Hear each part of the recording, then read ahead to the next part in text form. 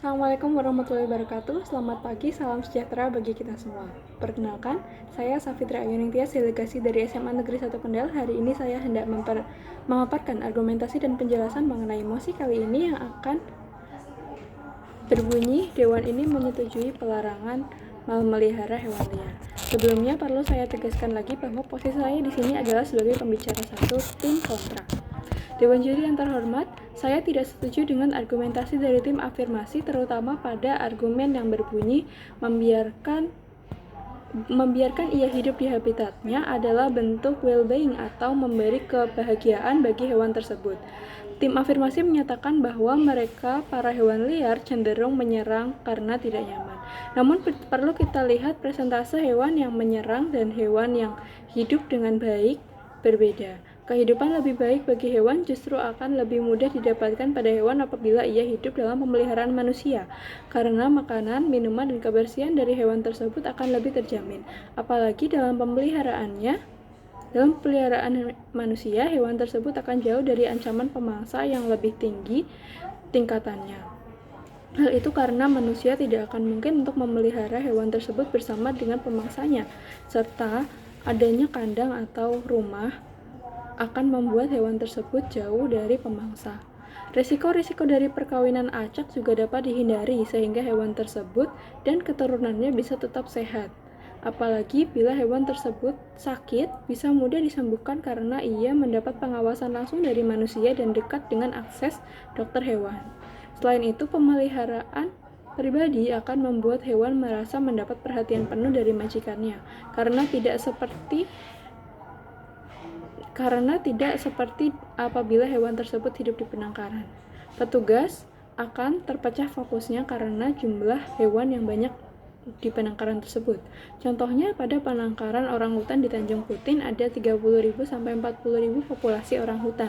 Seharusnya idealnya ada sekitar 15.000 sampai 20.000 pekerja untuk memastikan seluruh orangutan mendapatkan perhatian total.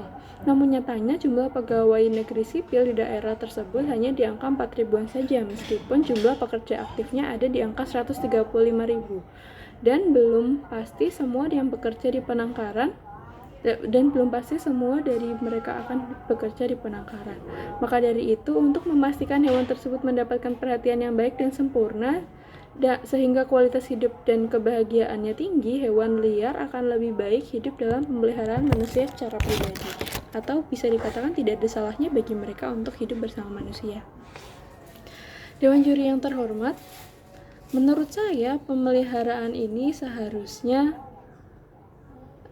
tidak dilarang, karena bagi hewan, memelihara hewan liar tidak ada bedanya dengan penangkaran dari pemerintah. Namun dengan pemeliharaan secara individu membuat hidupnya lebih terjamin dan kualitas makanan yang didapat lebih baik.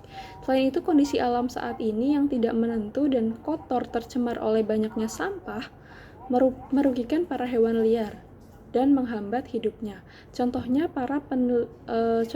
seperti yang dipaparkan oleh para peneliti dari University of Exeter, Inggris, menemukan bahwa 1.000 penyu mati setiap tahunnya karena sampah plastik.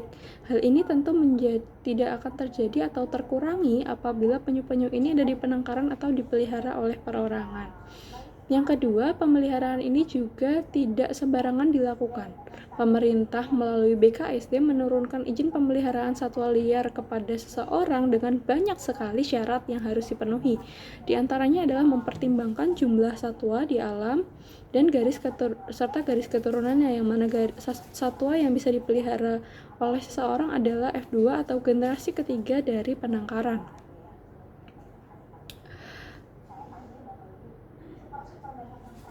Selain itu juga diperlukan izin dari BKPM yang membutuhkan kestabilan ekonomi dari calon pemelihara, serta sarana atau kandang yang memadai. Yang terakhir adalah surat rekomendasi yang bisa didapat dari survei kelayakan dari BKSD. Karenanya hewan akan jelas berada dalam kehidupan yang baik ketika dalam pemeliharaan orang yang mengantongi izin tersebut. Itu artinya tidak ada salahnya bagi hewan-hewan ini untuk berada dalam pemeliharaan individu apabila individu tersebut mengantongi izin. Hal ini juga sebagai bentuk kerjasama konkret antara pemerintah dan rakyat dalam hal konservasi lingkungan dan satwa liar. Rakyat akan ikut berperan besar dalam menjaga populasi hewan-hewan liar ini, sehingga keberhasilan konservasi Indonesia bisa meningkat.